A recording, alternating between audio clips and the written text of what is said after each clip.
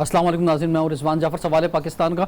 आपने देखा कि वज़ीर आला सिंध मुराद अली शाह साहब की जो आज प्रेस कॉन्फ्रेंस हुई, इसमें बहुत सारे जो सवालात उठ रहे थे कराची के हवाले से, उसका जवाब दिए। और जो कहा जा रहा था कि वफाक कोई टेक ओवर करने वाला है कराची को, या वफाक जो है वो अपने ख़ास जो आइनी इख्तियारात हैं वो इस्तेमाल करेगा, क्योंकि कराची में के जो मसाइल हैं वो हल हो नहीं पा रहे। ये आज की कहानी नहीं है, पिछले कई सालों की कहानी है। पिछले 30-40 सालों से जो कराची में जो होना चाहिए था वो नहीं हुआ। चाहे वफाक हो, चाहे सूबा हो, चाहे बल्दियात हो, सब ने ही मिलकर लूटा है इस शहर को। एक बात कही जाती है मकामी क़यादत जो है वो नहीं है, जैसे पीपल्स पार्टी की क़यादत जो है वो कराची से नहीं है कि जो कराची में को जो है वो गवर्न कर रही है।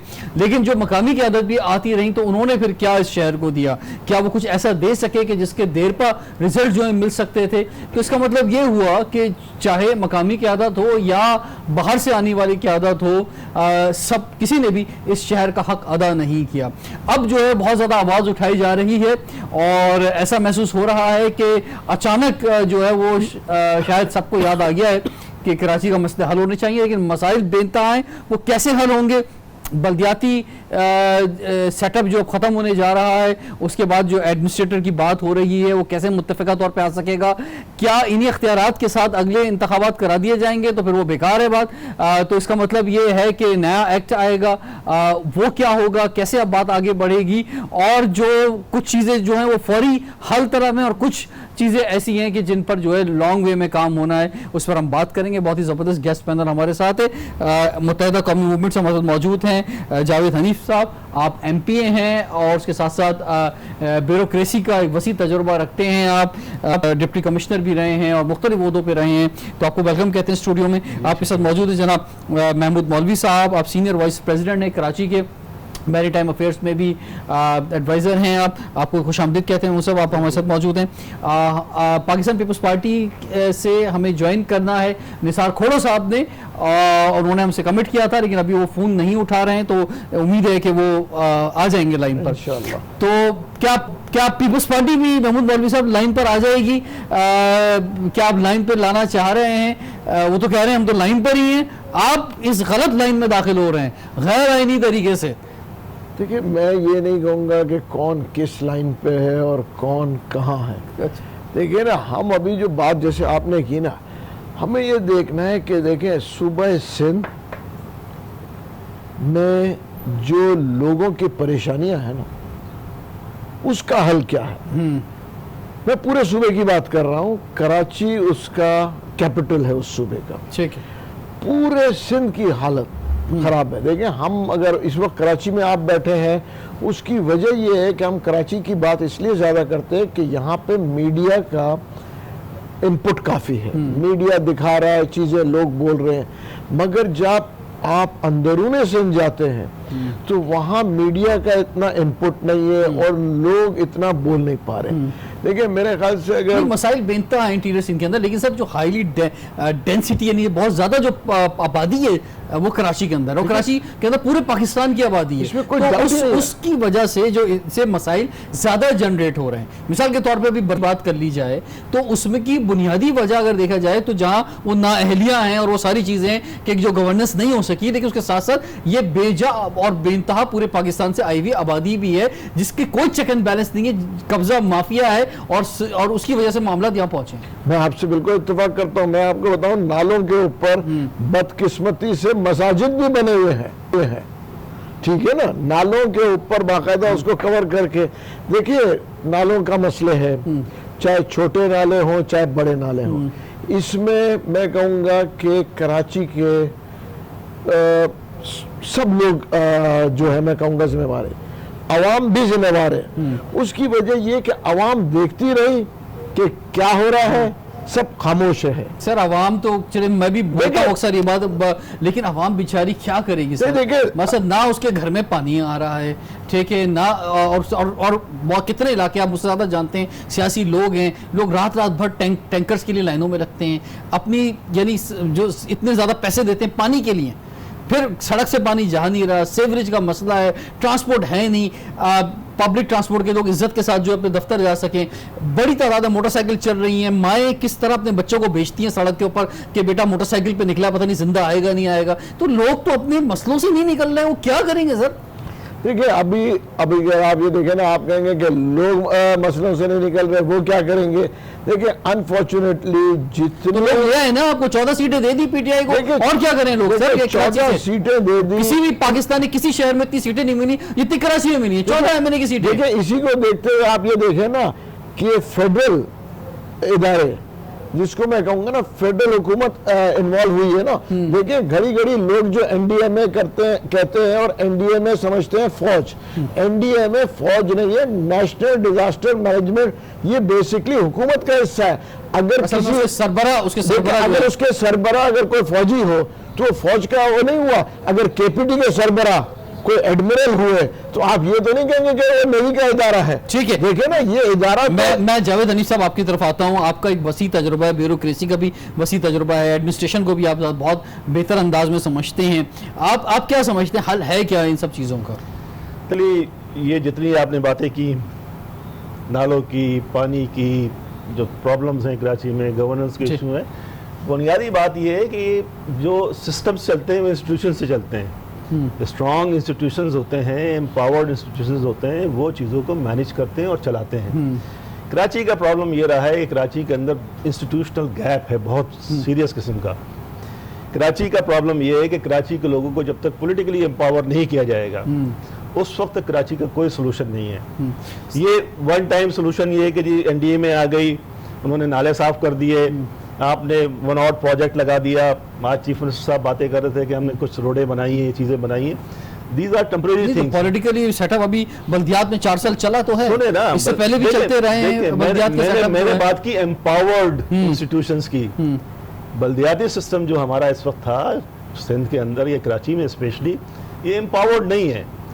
जो जो जो इख्तियार होना चाहिए, इख्तियार जो स्ट्रक्चर्ड इख्तियार होना चाहिए। देखें, फेडरल सिस्टम के अंदर एक सिस्टम ये होता है कि फेडरल गवर्नमेंट होती है, प्रोविंशियल गवर्नमेंट होती है और लोकल गवर्नमेंट होती है।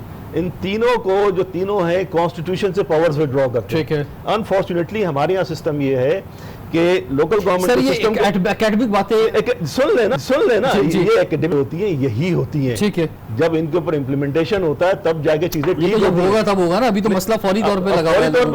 फौरी तौर पे मसला ये कि आप नाले साफ करके चले जाएंगे, कल नालों में दोबारा मिट्टी और गंद और क्या नाम है गार्बेज आ जाएगा। बस बात ये है कि अब ये जो आप बता रहे हैं बात बिल्कुल ठीक कह रहे हैं, कोई इनकार नहीं कर सकता।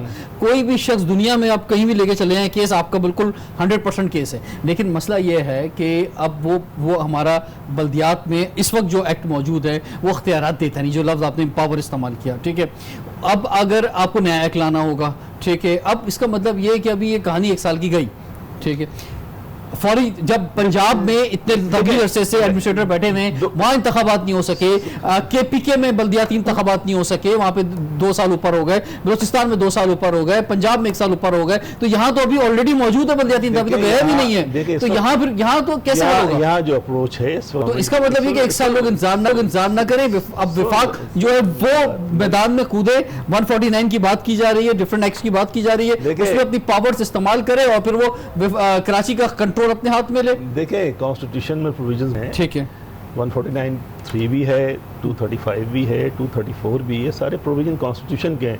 और 2 के अंदर 18th अमेंडमेंट के जरिए इसके अंदर बड़ी रिस्ट्रिक्शंस आयद की गई हैं, लेकिन स्टिल ये प्रोविजन मौजूद हैं और फेडरल गवर्नमेंट एम्पावर्ड है। जो आदमी बात करता है कॉन्स्टिट्यूशन में ये जो इसका सोल्यूशन मौजूद नहीं है, कॉन्स्टिट्यूशन में सोल्यूशन मौजूद है। बिल्कुल ठीक है ना, वो एक इंटरम अरेंजमेंट है। लेकिन ये अगर आप 149(3) लगाते हैं तो आप प्रोविंशियल गवर्नमेंट को डायरेक्शन देंगे काम करने के लिए। 145, 147, 234, 235, 145 डिफरेंट उसके अंदर है। इसमें जो मेन एलिमेंट है, जो सबसे ज्यादा एम्पावर्ड करता है फेडरल गवर्नमेंट को, 149(3) करता है, जिसके तहत आप प्रोविंशियल गवर्नमेंट को डायरेक्शन दे सकते हैं कि आप सर्टनली ये काम करें सिचुएशन के अंदर। ठीक है, इसी तरह 235 जो 234 है वो आपको गवर्नर रूल की पावर्स देता है। 235 जो है फाइनेंशियल इमरजेंसी के लिए आपको एम्पावर्ड करता है।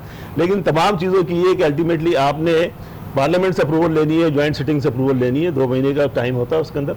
ये टेम्परेरी सोल्यूशन है, आप ये लगा भी लेंगे तो आपको 2 महीने के बाद पार्लियामेंट में जाना होगा, मैक्सिमम 4 महीने की लगा सकते हैं आप, उसके बाद ये खत्म हो जाएगा। तो ये सोल्यूशन नहीं है। आप इसको लगाकर आप ये तो कर सकते हैं कि इमरजेंसी चीजें, रिलीफ मेजर्स आपने दे दी, नाले साफ कर दिए, आपने कुछ रोड बना दिए, कुछ चीजें ठीक कर दी, तो इसका जो हल है वो बल्दियाती एम्पावर्ड पॉलिटिकल सिस्टम। अच्छा, एम्पावर्ड पॉलिटिकल सिस्टम से जब मैं बात करता हूँ तो 2 उसके स्टेजेस हैं। एक है लोकल गवर्नमेंट का सिस्टम, ठीक है, जिसमें 140A के तहत जो पॉलिटिकल पावर है वो डिवॉल्व होनी है लोकल गवर्नमेंट के लेवल पे, और उसमें तशरीह की जाए, उसकी 140A की तशरीह की जाए। ठीक है। दूसरा लेवल जो है प्रोविंशियल का लेवल, प्रोविंस का लेवल है। ठीक है। हम डिमांड ये करते हैं, हमारी MQM की ये है कि जी हमें एक प्रोविंशियल लेवल के ऊपर हमें एम्पावर होना है, क्योंकि कराची की अभी जो बात कर रहे हैं आमिर खान साहब, खालिद मकबूल साहब, वो तो नए सूबे की बात कर रहे हैं। मैं यही तो बात आपसे कर रहा हूँ ना, मैं बात कर रहा हूँ 2 लेवल के ऊपर पॉलिटिकल एम्पावरमेंट। ठीक है, एक लोकल गवर्नमेंट के लेवल पर, एक प्रोविंस के लेवल के ऊपर। ठीक है, जब तक ये चीजें नहीं होंगी उस वक्त तक जो है कराची का जवाब पाकिस्तान पीपल्स पार्टी दे रही है और देना भी चाहिए। हमारा प्रोग्राम भी हाजिर है, हमारे ब्रेक के बाद हम उम्मीद करते हैं कि जो गेस्ट जिन्होंने हमें कमेंट किया था पाकिस्तान पीपल्स पार्टी के, वो हमें साथ लाइन पर होंगे। ब्रेक के बाद कंटिन्यू करते हैं सवाल पाकिस्तान। वेलकम बैक सवाल पाकिस्तान का, और अब हमें ज्वाइन किया है पाकिस्तान पीपल्स पार्टी के रहनुमा निसार खोड़ो साहब ने। अस्सलाम वालेकुम निसार खोड़ो साहब। जी वालेकुम जी, हमारे साथ स्टूडियो में इस वक्त मौजूद हैं जनाब महमूद मौलवी साहब पाकिस्तान तहरीक इंसाफ से, और MQM से जनाब जावेद हनीफ साहब MPA मौजूद हैं। निसार खोड़ो साहब, ये जो इस वक्त बात हो रही है कराची के हवाले से, आपने भी आज जो हैदराबाद में बयान दिया है, ये सारी बातें इसलिए हो रही हैं क्योंकि पाकिस्तान पीपल्स पार्टी, यानी आपके मुखालिफिन ये कह रहे हैं, अब ये मत समझिएगा मैं कह रहा हूं कि आप जो है वो डिलीवर नहीं कर सके, जो डिलीवर करना चाहिए था कराची को, जो उसका हक देना चाहिए था, यहाँ जो इन्वेस्टमेंट करनी चाहिए थी, वो नहीं हो सकी। अभी 4 साल के अंदर बल्दियात के पास अख्तियारात नहीं थे, बल्दियाती जो सूबाई मिनिस्ट्री है उसके पास अख्तियारात थे, तो वहां भी जो पैसा लगना चाहिए था वो नहीं लगा। लोग पानी हो, सेवरेज हो, या जो है वो ट्रांसपोर्ट हो, तालीम हो, सेहत हो, किसी भी शोबे के अंदर ले ले तो वो डिलीवरेंस नहीं है, इसलिए विफाक को कूदना पड़ रहा है कराची के अंदर। निसार खोड़ो साहब, अच्छा, कैसा लगेगा अगर मैं कहूँ कि इमरान खान वफाकी तौर पर सारे मुल्क में डिलीवर नहीं कर सके, न रोजगार दे सके, न FDR को इम्प्रूव कर सके, न कुछ और कर सके, तो फिर मैं क्या कहूँ कि उसको भी किसी के हवाले किया जाए? नहीं, कैसा लगेगा इनको, कैसा लगेगा जो ये कहते हैं? सर ये आज का मसला नहीं है, आपकी 12 साल से हुकूमत है सूबे सिंध के अंदर। नहीं, पाकिस्तान को बने हुए 73 साल हुए, इसमें कोई ऐसी किस्म का डिक्टेटर आया, कभी किस किस्म का डिक्टेटर आया, कभी कोई जमहूरी हुकूमत आई, कभी कोई जमहूरियत हुकूमत आई। 73 साल में पाकिस्तान के हालात अगर इस तरह से हैं कि अभी भी बेरोजगारी है, अभी भी महंगाई है, अभी भी सब कुछ है, इसको किसी के हवाले किया जाए? आईनी तौर पर जो चीजें हैं उस पर बात किया जाए, धमकाया न जाए, किसी को कुछ कहा न जाए। ऐसी सूरत हाल कभी लाहौर में भी हो सकती है, ऐसी सूरत हाल पेशावर में भी हो सकती है, ऐसी सूरत हाल कोयटा में भी हो सकती है, ऐसी सूरत हाल कहीं और भी हो सकती है। लेकिन उसका मतलब ये नहीं है कि इसको ये कहा जाए कि जी तोड़ो, पाकिस्तान को तोड़ो, सूबों को तोड़ो, ये करो और वो करो। क्या गारंटी है कल को? मैं नहीं समझता कि ये बात दुरुस्त है। और जो भी हालात हैं, जो भी हमारे पास तंगी है, जो भी हमारी अदम तरक्की है, जो कुछ सब की है, उसके असबाब कुछ और हैं। ये जो आज सर पिछले 2-3 दिन से जो मूव हुई है और बात की जा रही है कि पाकिस्तान तहरीक इंसाफ हो या मुत्तहिदा कौमी मूवमेंट हो, पाकिस्तान पीपल्स पार्टी हो, ये मिल के जो है कराची के हालात को बेहतर करें, इस फिजा के अंदर आप जो हैं वो इस तरह की बात कर रहे हैं कि मसलन आप या मुराद अली शाह साहब ने भी ये बात की कि भाई वो एक्सेप्ट करने को तैयार नहीं है किसी की मुदाखलत। बात मुदाखलत की नहीं है, बात यह है कि भरपूर अंदाज से सपोर्ट करने की जरूरत है पाकिस्तान पीपल्स पार्टी को। जवाब दूं जी। इनकम का पास 20 साल से कराची था, उन्होंने क्या किया? उनके बेशतरो महार जनरल मुशर्रफ की पूरी सपोर्ट के साथ 8 सालों में क्या किया इनकम ने, क्या किसी और जमात ने? ये बात नहीं है कि उनके पास नहीं था इक़्तिदार। 1988 से इक़्तिदार में रहे हैं, एक दफा सिर्फ इक़्तिदार नहीं मिला। 2010 तक, 2008 तक इक़्तिदार में आए। उन्होंने क्या किया पाकिस्तान की कराची के लिए? नहीं, गलत बात ना करें जनाब। नहीं, इसमें सर पीटीआई की मैं बात कर रहा हूँ कि पीटीआई नहीं, बिल्कुल मैं भी संजीदा बात कर रहा हूँ। बड़ा आप दर्द रखते हैं शहर का, मैं भी रखता हूँ। सर ये फरमाएं कि ये पीटीआई ये बात कह रही है कि ये पाकिस्तान पीपल्स पार्टी को आखिरी मौका दिया जा रहा है कि हम मिलकर बैठ रहे हैं और गुफ्तगू शनीद कर रहे हैं और आपस में डायलॉग करके जो है हम इस शहर का जो है वो मसले का हल निकाल रहे हैं, वरना दूसरे भी रास्ते मौजूद हैं। हमने इसी वजह से तो कहा कि भाई इमरान खान को आखिरी मौका है, इमरान खान को आखिरी मौका दे रहे हैं। नहीं तो उन्होंने भी कुछ नहीं किया पाकिस्तान के लिए। उन्होंने 2 साल में पाकिस्तान को पस्ती में डाल दिया। Agriculture zero, manage minus, industry minus, tax minus, बेरोजगारी और बढ़ती गई, महंगाई और बढ़ती गई। उसने कुछ नहीं किया तो फिर मैं कहना क्या मुनासिब होगा? अच्छा, इसमें जमहूरी हुकूमत होने के बावजूद मैं की बात नहीं करूं। इसमें सर आपसे ज्यादा आइन को पाकिस्तान पीपल्स पार्टी को कोई नहीं समझ सकता। 1973 का आइन आपने दिया है। अभी आप 140A की जो बात की जा रही है कि असल बात तो ये है, 18वीं तरमीम के तहफ़्फ़ुज़ की भी आप बात करते हैं, लेकिन बल्दियात को अख्तियारात देने की बात थी। तो अब आप क्या समझते हैं कि चले ये जो 4 साल गुजर गए और इस पर जो बल्दियाती हुकूमतें जो रोना रोती रही, लेकिन आगे एक्ट बनना जरूरी है कि भाई अख्तियारात दिए जाए, ताकि ये सवाल फिर आपसे ना किया जाए। ये सवाल जो है फिर बल्दियाती नुमाइंदों से किया जाए कि आपके पास तमाम अख्तियारात मौजूद थे, तमाम पैसा मौजूद था, सब चीजें मौजूद थी, क्यों नहीं डिलीवर किया? अब सवाल सारे पीपल्स पार्टी से किए जा रहे हैं। जी हेलो जी निसार खोड़ो साहब फरमाइए। हेलो जी फरमाइए निसार खोड़ो साहब। आवाज कट रही है? मैंने नहीं, आपकी आवाज आ रही है, आप फरमाएं। ओके जी, आप फरमाएं। कट रही है आवाज। आप फरमाएं, आपसे आवाज आपसे तमाम अख्तियारात क्योंकि आपके पास थे, इसलिए आपसे सवाल किया जा रहा है। चलें जी, दोबारा हम आपको जो है वो जहमत देंगे, दोबारा कॉल मिलाएंगे। जावेद हनीफ साहब, ये तो बात ठीक है कि चलें जो उनको जो आवाम की तरफ से हमें कहना था हमने कह दिया, लेकिन दरमियान में उन्होंने जो MQM की बात की उसका आप क्या जवाब देंगे कि एक तवील अरसे थे, 30 साल जो है वो कराची पर आपकी हुकूमत कह लें, बादशाही कह लें, जो भी कह लें, वो मौजूद थी। तो आपने क्या दिया? आपने ऐसा क्या, यानी जो कराची को क्या मिला? मसद वही बोरीबंद लाशें मिली, भत्ता मिला, यहाँ पे स्ट्रीट क्राइम का राज रहा, यहाँ पर जो है लोग लुटते रहे, लोगों को पानी नहीं मिल सका, ये सब चीजें जो इनको नहीं मिल सकी लोगों को। निसार खोड़ा साहब, आपने जो MQM के हवाले से बात की थी उसका जवाब मैं ले रहा हूँ जावेद हनीफ साहब से, और चाइना कटिंग मिली यहाँ पर, ये सब MQM ने। पहली बुनियादी बात तो ये है कि ये आर्गूमेंट के जी PTI काम नहीं कर रही है, ये MQM ने काम नहीं किया, ये आर्गूमेंट जो है फॉल्स आर्गूमेंट है। बिकॉज ये कि ये आपको इस चीज की इम्प्यूनिटी नहीं देता कि आप, क्योंकि इन्होंने नहीं किया तो हम भी नहीं करेंगे। पिछले 12 साल से आप बैठे हो, 71 से लेकर 77 तक आप बैठे थे। बीच में 2 मरतबा बेनजीर भुट्टो की गवर्नमेंट आई है, दोनों मरतबा आप पीपल्स पार्टी वाले मारते रहे MQM को। 2 दफा भी तो मिले, वो बता रहे हैं, मुशर्रफ साहब की बात बता रहे हैं। मैं भी आता हूं ना। मैं पहले तो जब ये कहते हैं ना कि 30 साल इख्तिदार रहा है, 30 साल इख्तिदार में सिवाय इन्होंने हमें मारने का कुछ भी नहीं किया है। हमारे खिलाफ 4 ऑपरेशन हुए हैं। हम जब भी इनसे वायदे करते थे, किसी एक वायदे पे इन्होंने इंप्लीमेंट नहीं किया। जब भी ये हमारे दरवाजों पे आया करते थे, हमारे दरवाजे पे आके हमसे भीख मंगा करते थे, हमारे साथ शामिल हो जाओ। सुन लेना, मेरी बात पूरी करने दे मेहरबानी करके। तो जब ये हमारे पास आते थे, हमसे मांग, इक़्तिदार की जहां तक बात होती है, अगर आप गवर्नमेंट के सिस्टम को समझते हैं, मैं गवर्नमेंट के सिस्टम को समझता हूं। कोalition में शामिल होने का हरगिज ये मतलब नहीं होता कि आपको इख्तियार मिल गया है। इख्तियार, एक्चुअल इख्तियार जो होता है हमेशा चीफ मिनिस्टर के पास होता है। He is government. Chief minister, ये जानते हैं मिनिस्टर्स हैं, ये 5 रुपए का एक्सपेंडिचर नहीं कर सकते जब तक चीफ मिनिस्टर की अप्रूवल ना हो। यही सिचुएशन हमारे क्या नाम है मिनिस्टर्स की होती थी, मिनिस्टर्स की। वो प्रपोजल्स लेके जाते थे चीफ मिनिस्टर, मैं तो विटनेस रहा हूं इसका। मैं KMC के लिए लेके जाता हूं, क्या नाम है, 50,000 की गाड़ियां, 50 करोड़ की गाड़ियां दे दें। इसके अंदर चीफ मिनिस्टर लिखता है कि KMC अपने पैसों से करे। KMC के पास पैसा टका नहीं है।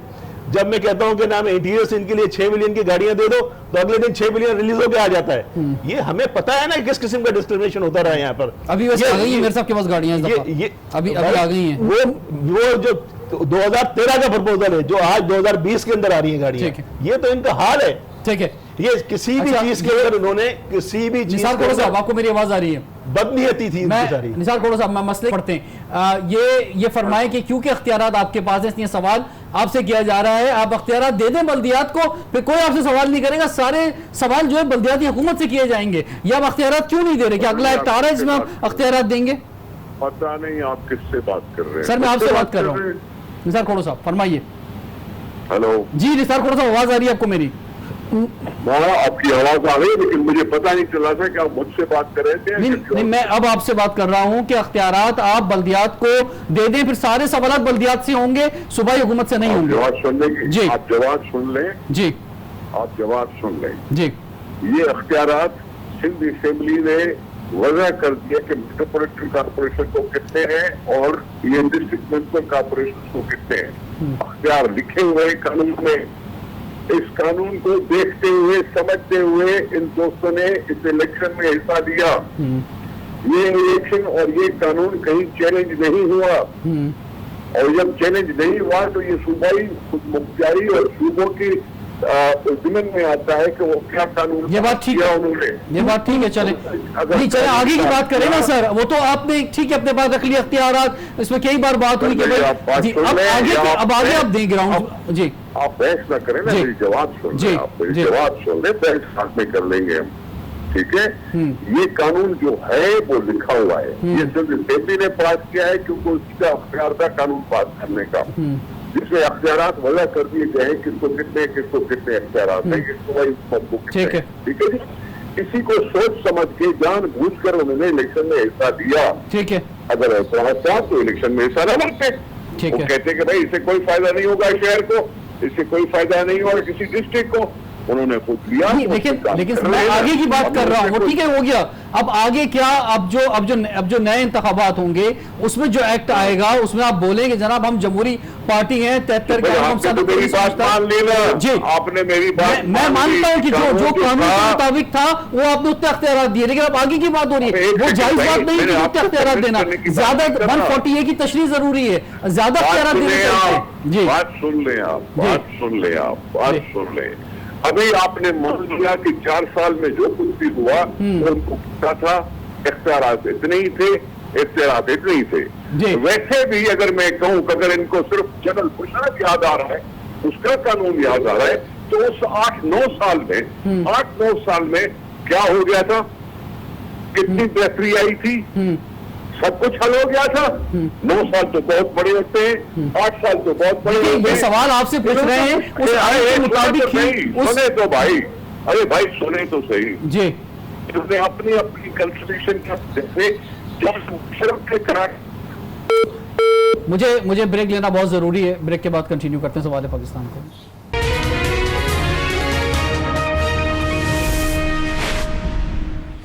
Welcome back. सवाल पाकिस्तान का, सवाल है कराची का जिस पर बात हो रही है आज। और निसार खोड़ो साहब, ये सारे सवाल आपसे इसलिए पूछे जा रहे हैं कि क्योंकि तमाम तर अख्तियारात वसाइल सब कुछ आपके पास है। आपने सही कहा कि जो एक्ट था उसके मुताबिक ही इलेक्शन हुए और उसी तरह से गाड़ी जो आगे चली, लेकिन अब आगे की बात की जा रही है, अब इस पर बहस खत्म। अब ये टेन्योर पूरा हो गया, इसमें जिसने रोना था रो लिया, जो आवाम का बुरा हाल होना था हो गया, अब आगे कैसे गाड़ी बढ़ेगी? मैं आपसे मौलवी साहब आपसे शुरू करते हैं, फरमाइए ये अब आगे मामला कैसे बढ़े? देखिए मेरे हिसाब से ये है कि देखें, ये तो मेरा ख्याल सब अग्री करते हैं कि ये सिस्टम फेल हो गया। ठीक है, चाहे आप कोई भी वजह दे क्यों कानून नहीं बनाया, मगर फेल हो गया ना। देखें लोगों को डिलीवर नहीं हुआ। अब या तो कोई चीज नई बनाई जाए, उसकी नया एक्ट आया जाए ना, क्योंकि देखिए उस एक्ट के तहत और कोई हल ही नहीं है इसके अलावा। देखें इस पे तो जावेद हनीफ साहब भी एग्री करते हैं कि उस एक्ट के तहत अगर अभी हम दोबारा ये इलेक्शन करा लें तो हम वहीं खड़े होंगे ना। देखें ना, फिर हम 4 साल के बाद या 5 साल के बाद कहेंगे, चाहे कोई भी आ जाए, कि साहब इख्तियार नहीं था। तो मेरा कहना तो ये है कि इसको अभी चेंज होना चाहिए, चाहे एक्ट को चेंज करें या पॉलिसी चेंज करें या उस सिस्टम को चेंज करें। ये सिस्टम जो था मेरे ख्याल से ये फेल हो गया। मैं जावेद हनीफ साहब, ये क्या अब आप को कोई पॉसिबिलिटी नज़र आ रही है कि जनाब इसी अख्तियारात, इसी एक्ट के तहत दोबारा कोई कॉल हो सकती है इंतखाबात की और फिर दोबारा तमाम सियासी जमातें मैदान में कूदेंगी, या अब जो है कोई दूसरा रास्ता अपनाया जाएगा? पहले तो आपने कह दिया कि जनाब हम मैदान खाली नहीं छोड़ सकते थे इसलिए कूद गए थे, अब आगे का बताएं। देखिए, जो इंटेंशन मुझे नज़र आ रही है पीपल्स पार्टी की, हाँ। Intention is very clear. वो किसी भी सूरत के अंदर इख्तियार जो है कराची के लोगों को या अर्बन एरियाज़ के लोगों को नहीं देना चाहते।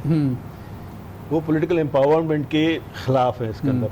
तो उनकी तो पूरी कोशिश होगी कि इसी किस्म का निज़ाम लेकर आएँ उसके अंदर, और वो उनकी ये भी ख्वाहिश है कि इस निज़ाम की वजह से, जैसे होता रहा है माजी में, MQM बाइकआउट करती रही है मुख्तलिफ वजूहात की बिना पे। उसके नतीजे में क्या होता था, छोटी पार्टियां 200-200 वोट लेके 400 वोट लेके आ जाती थी, जिनके पास मैंडेट नहीं होता था।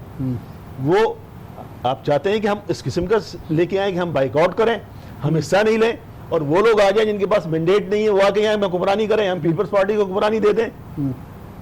ताकि इनकी तो कोशिश ही है कि हम लोगों को किसी तरीके से इस प्रोसेस से आउट कर दें।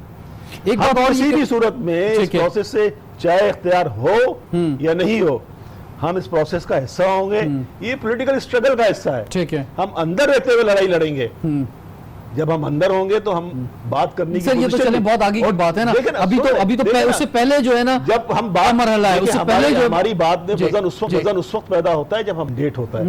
अगर हम बाहर बैठे होंगे, हमारे पास मैंडेट नहीं होगा, तो हम किसी से बात करने जाएंगे तो उसका पहला क्वेश्चन ये होगा कि आप होते कौन हो ये बात करने वाले। ठीक है, तो ये कहना कि हम हिस्सा नहीं लेंगे, हम आएंगे, हम इससे ज्यादा मैंडेट से जीतेंगे और इससे ज्यादा बुलंद आवाज में बात करेंगे अपने हुकूक के लिए, इस शहर के लोगों के लिए, इस इलाके के लोगों के लिए और पूरे सिंध के लिए। गवर्नेंस का निजाम, जो सिस्टम इस वक्त अभी भी जो बन रहा है, सॉरी अगर आप 2 मिनट का टाइम दे देंगे, जो बन रहा है, सिस्टम बन रहा है, ये सिस्टम भी डिलीवर नहीं कर सकेगा। ये सिर्फ टेम्परेरी सोल्यूशन है। इसका सोल्यूशन सिर्फ ये है कि जो कॉन्स्टिट्यूशन कहता है और जो पॉलिटिकल एम्पावरमेंट थ्रू कॉन्स्टिट्यूशन को भी तब कि उसकी तशरीह आना ज़रूरी है। बहुत शुक्रिया महमूद मौलवी साहब कि आप तशरीफ़ लाए स्टूडियो। जावेद हनी साहब, निसार खोड़ो साहब, ये जो 140A की तशरीह की बात हो रही है, असद उमर साहब भी कर रहे हैं, फारूक सत्तार साहब ने भी की, MQM भी कर रही है इसमें, तो उस तरफ जो है बहुत ज़रूरी है किसी तशरीह हो जाए एक दफ़ा, ये डिबेट ही ख़त्म हो जाए। निसार खोड़ो साहब ने हमारे प्रोग्राम में आज जो कहा, किसी हद तक वो दुरुस्त कह रहे थे कि जनाब जो एक्ट आया वो जैसे भी आया या जो भी उनकी इंटेंशंस थी उसके बाद इंतखाबात हुए उसके तहत उतने ही अख्तियारात मिले, लेकिन ये क्या सही तर्ज हुक्मरानी या तर्ज जमहूरियत है? आपको तो इख्तियारात ग्रास रूट लेवल तक देने थे, वो आपने नहीं दिए और आपने अक्सरियत होने का फायदा उठाया। तो अब आगे जो है, अभी भी आपकी अक्सरियत मौजूद है, लेकिन अब एक आवाज़ जो है वो PTI की जानिब से भी और MQM की जानिब से भी उठी है, सिविल सोसाइटी की तरफ से भी उठी है, और जो हक बात है वो यही है कि 140A की तशरीह होनी चाहिए। रिजवान जाफर, इजाज़त दीजिए, आपसे इंशाल्लाह फिर मुलाकात होगी सवाल पाकिस्तान में।